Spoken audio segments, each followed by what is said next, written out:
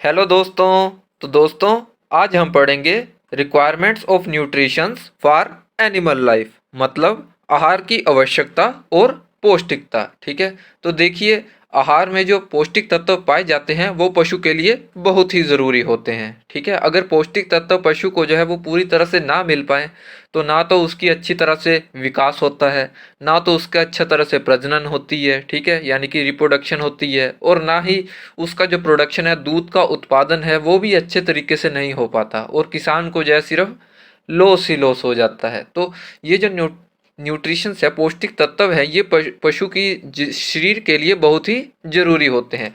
तो देखिए, ये पौष्टिक तत्व कौन कौन से होते हैं। तो इसमें जो पहला आ जाता है वो आता है वाटर, दूसरा आ जाता है लिपिड्स,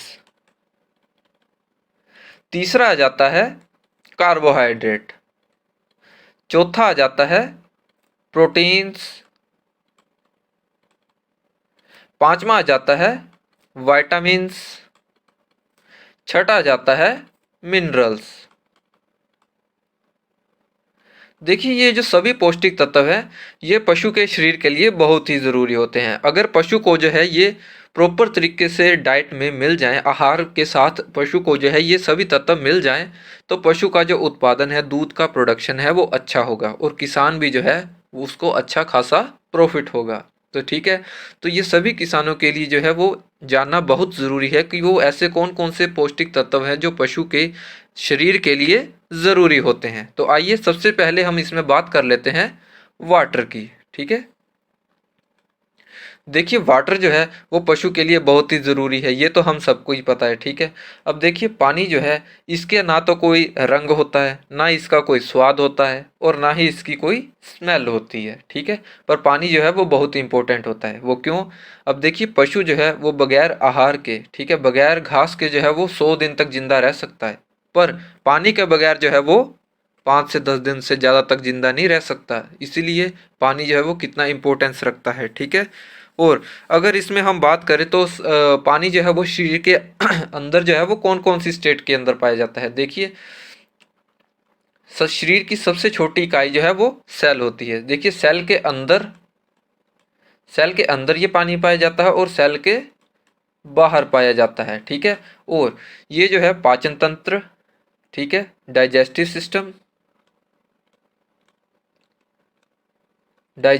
सिस्टम और एक्सक्रीटरी सिस्टम। तो इस बॉडी के अंदर जो है वो सेल के अंदर, सेल के बाहर डाइजेस्टिव सिस्टम और एक्सक्रीटरी सिस्टम, यानी कि पाचन तंत्र और उत्सर्जन तंत्र में जो है वो पानी की प्रेजेंस होती है। ठीक है, अब इसमें बात कर लेते हैं, अगर पशु के शरीर में जो है वो पानी की कमी हो जाती है तो उसके लिए एक टर्म दी गई है जिसे बोलते हैं डिहाइड्रेशन। डिहाइड्रेशन का मतलब होता है बॉडी में पानी की कमी हो जाना।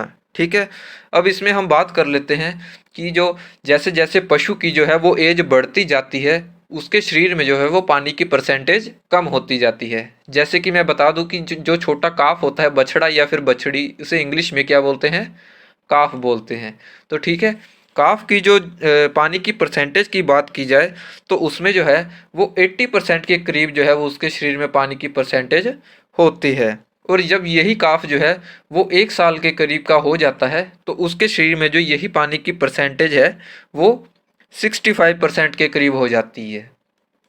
और जब ये पशु जो है, जब ये छोटा बच्चा जो है जब अडल्ट हो जाता है, ठीक है, तब उसके शरीर में जो है वो पानी की परसेंटेज सिर्फ और सिर्फ 50 से 55% के करीब रह जाती है। ठीक है, तो आपने देखा, जैसे जैसे पशु की एज बढ़ती है वैसे वैसे उसके शरीर में जो पानी की परसेंटेज है वो कम होती जाती है। इसमें एक और पॉइंट है, जैसे जैसे अगर फैट की परसेंटेज जो है, अगर फैट की परसेंटेज जो है वो बॉडी में ज़्यादा है तो वहाँ पे पानी जो है वो कम होगा। ठीक है, और अगर वाटर की परसेंटेज जो है वो बॉडी में ज़्यादा है तो वहाँ पे फैट की परसेंटेज जो है वो शरीर में कम होगी। ठीक है, तो ये पॉइंट जो है एक इम्पोर्टेंट पॉइंट है, ये मैंने आपको बता दिया।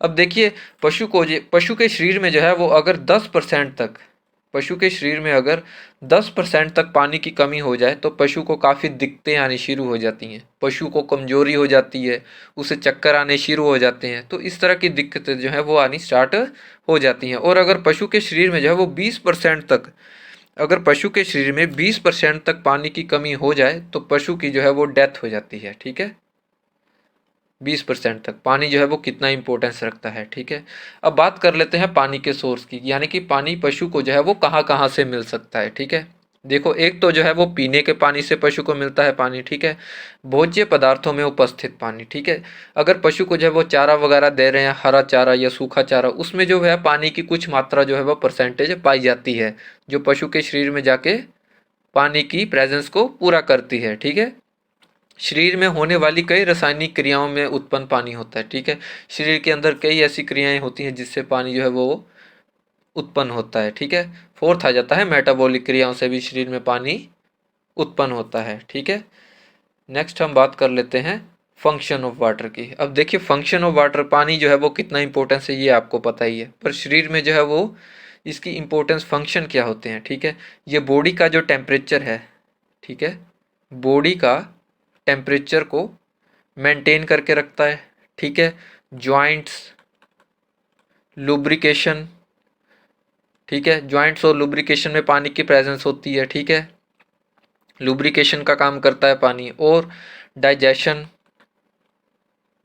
डाइजेशन में और उत्सर्जन तंत्र, एक्सक्रीटरी सिस्टम में पानी जो है वो काम करता है। ठीक है, शरीर से जो है वो वेस्ट प्रोडक्ट को बाहर निकालने का काम करता है।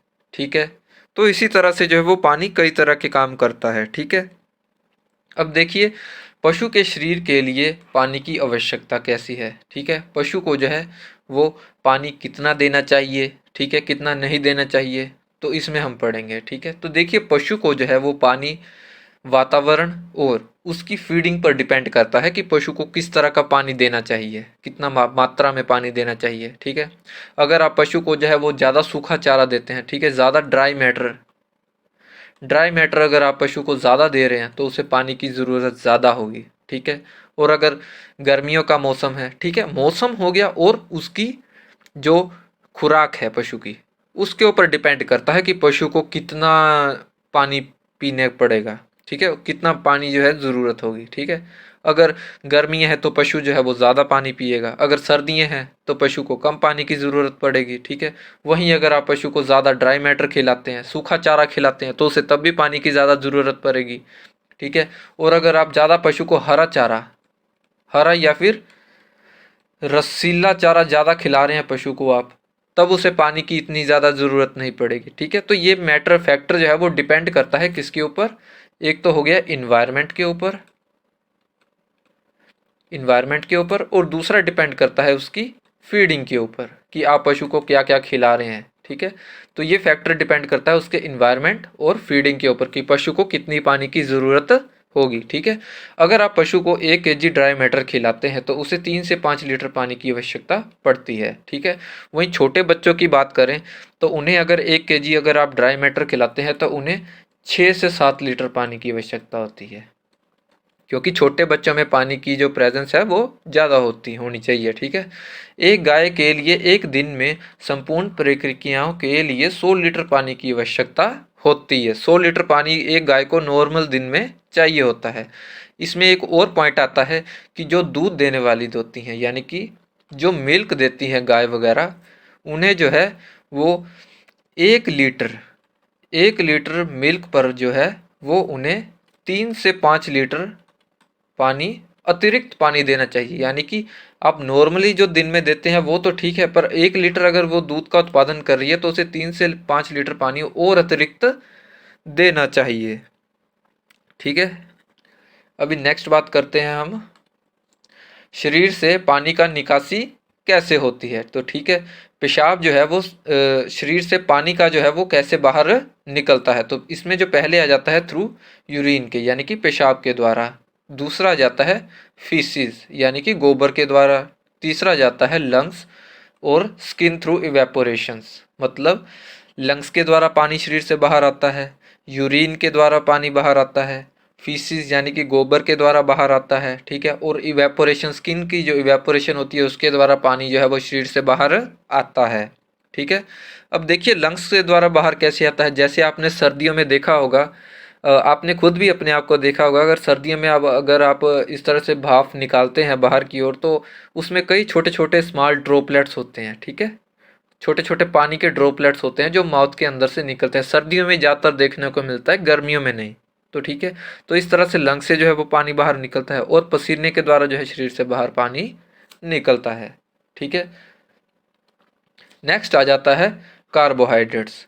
तो देखिए, कार्बोहाइड्रेट्स का जो शाब्दिक अर्थ होता है वो होता है कार्बन का हाइड्रोजन, ठीक है। कार्बन का ये जो है हाइड्रोजन होता है। देखिए, कार्बोहाइड्रेट्स को जो है अगर एक टेस्ट ट्यूब के अंदर रख दिया जाए, ठीक है, और उसे लंबे समय तक गर्म किया जाए, तो उसमें जो है वो कार्बन यानी कि काला काला पदार्थ बचता है जिसे कार्बन बोलते हैं, और पानी की कुछ बूंदें बचती हैं, ठीक है। तो ये जो होता है वो कार्बोहाइड्रेट होता है।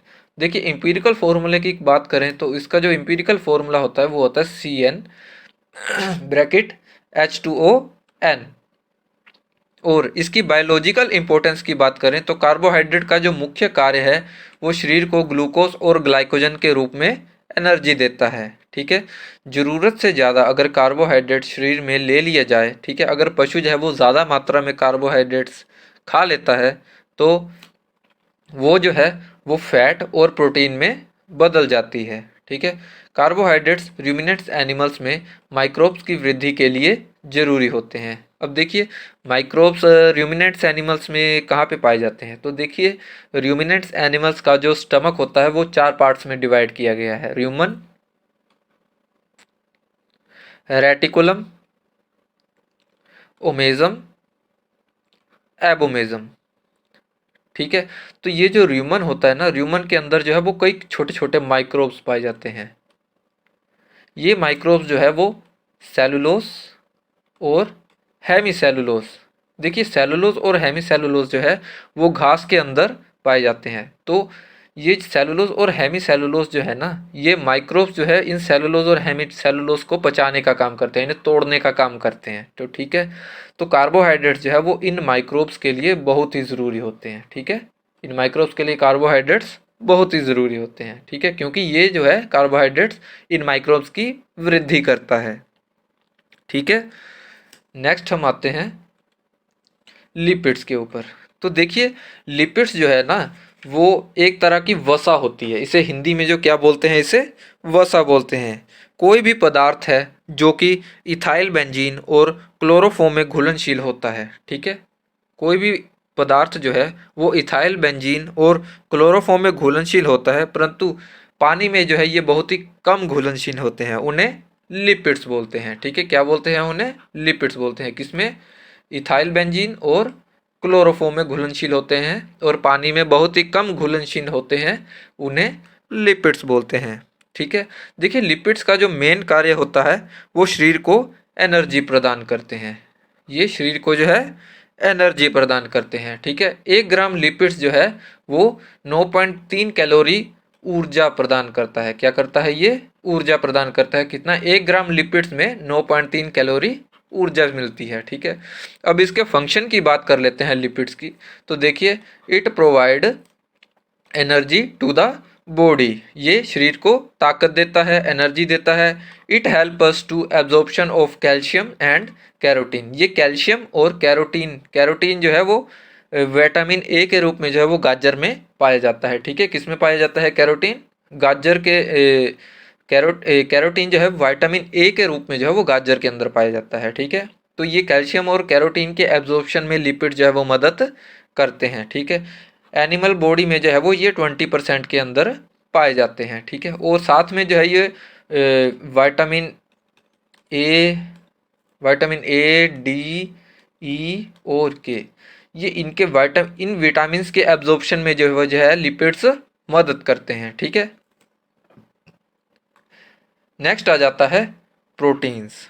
तो देखिए, प्रोटीन जो है वो एक अत्यंत जटिल संरचना पदार्थ है, ठीक है, जो 18% नाइट्रोजन, 55% कार्बन, 7.5% हाइड्रोजन, 23.5% ऑक्सीजन और कभी कभी 2% सल्फर एवं 1.5% फॉस्फोरस से मिलकर बने होते हैं। देखिए प्राकृतिक रूप से, नेचुरल रूप से जो प्रोटीन है वो अमीनो एसिड से बनी होती हैं, ठीक है। अमीनो एसिड के जो इनकी बॉन्डिंग होती है, ठीक है, ये देखिए अमीनो एसिड एक दूसरे से विशेष रूप से बॉन्ड द्वारा जुड़े होते हैं जिन्हें पेप्टाइड बॉन्ड कहा जाता है, ठीक है।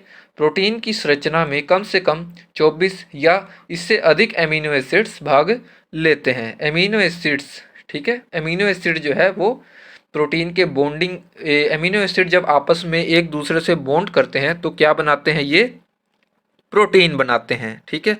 अब देखिए प्रोटीन को भी जो है वो अमीनो एसिड के द्वारा जो है वो प्रोटीन को दो पार्ट्स में डिवाइड किया गया है, ठीक है। तो इसमें जो है वो पहला आ जाता है असेंशियल असेंशियल अमीनो एसिड्स और दूसरा आ जाता है नॉन असेंशियल अमीनो एसिड्स, ठीक है। नेक्स्ट करते हैं हम, हाँ, एसेंशियल अमीनो एसिड्स और नॉन एसेंशियल अमीनो एसिड्स। तो देखिए एसेंशियल अमीनो एसिड्स जो है वो पशु को अपने भोजन के द्वारा ही लेने पड़ते हैं, ठीक है। अब इसके नंबर की बात करें तो टोटल अमीनो एसिड्स हमने कितने पढ़े थे पीछे, 24 टोटल जो है वो अमीनो एसिड्स होते हैं। उसमें से जो है वो एसेंशियल अमीनो एसिड जो है वो 10 नंबर में होते हैं और नॉन एसेंशियल अमीनो एसिड जो है वो 14 नंबर में होते हैं। अब देखिए एसेंशियल अमीनो एसिड्स जो होते हैं ना वो पशु को अपनी आहार से या फीडिंग के द्वारा ही उसे लेने पड़ते हैं, ठीक है। मतलब प्रोटीन्स जो है वो पशु को अपने आहार से, एसेंशियल अमीनो एसिड्स जो है वो अपने आहार से ही लेने पड़ते हैं। पर ये जो नॉन एसेंशियल अमीनो एसिड्स होते हैं ना, ये पशु को उसका जो शरीर होता है ना वो खुद ही इन अमीनो एसिड्स को अपने अंदर बना लेता है। तो इन इन नॉन एसेंशियल अमीनो एसिड्स को बाहर से लेने की कोई ज़रूरत नहीं होती। पर ये जो एसेंशियल अमीनो एसिड्स होते हैं ना, ये पशु को अपने आहार या फीडिंग से ही बाहर से लेने पड़ते हैं, ठीक है। अब देखिए प्रोटीन प्रोटीन के जो मुख्य कार्य हैं वो निम्नलिखित हैं। देखिए प्रोटीन जो है वो शरीर में मांस बनाती है, ठीक है। अडल्ट पशु के शरीर में 17% भार प्रोटीन का बना हुआ होता है। प्रोटीन वृद्धि और विकास के लिए आवश्यक होते हैं, ठीक है। शरीर में होने वाली सभी रासायनिक क्रियाएं के लिए एंजाइम्स की आवश्यकता होती है जो कि प्रोटीन से बने होते हैं, ठीक है। जितने भी तरह के एंजाइम रासायनिक क्रियाएं होती है उनके लिए एंजाइम्स होते हैं, एंजाइम्स चाहिए होते हैं, तो वो एंजाइम्स जो है वो प्रोटीन से ही बनते हैं, ठीक है। प्रोटीन शरीर की आवश्यकता से अधिक हो जाने पर शरीर को शक्ति प्रदान करता है, ठीक है। अंडा उत्पादन में, दूध उत्पादन में जो है प्रोटीन बहुत ही इंपॉर्टेंस रखता है, ठीक है। प्रोटीन बाल और ऊन की उत्पत्ति के लिए भी जो बहुत ही ज़रूरी होता है, वृद्धि के लिए, ठीक है। इसीलिए जो भेड़ें वगैरह जो होती हैं और जो ऊन ऊन की प्रोडक्शन वाली भेड़ें जो होती हैं उन्हें प्रोटीन की जो पूर्ति है बहुत ही ज़रूरी होती है। एसेंशियल अमीनो एसिड्स उन्हें ज़रूरी देने होते हैं ताकि उनका ऊन का जो उत्पादन है वो अच्छा हो सके। तो दोस्तों आज की वीडियो में हमने जो है वो requirements of nutritions for animals life के बारे में पढ़ा है। अभी इसमें दो पार्ट्स जो हैं वो अभी और बचे हुए हैं, जैसे कि उसमें आ जाता है हमारा विटामिन्स और मिनरल्स। तो ये 2 पॉइंट्स जो है वही बचे हुए हैं, इनको जो मैं आपको नेक्स्ट वीडियो में पढ़ाऊँगा। तो अभी आज के लिए इतना ही था। तो अगर आपको ये वीडियो अच्छी लगी हो तो आप एक लाइक और चैनल को सब्सक्राइब कर देना। तो आज की वीडियो में इतना ही था। Thanks for watching, thanks and have a nice day.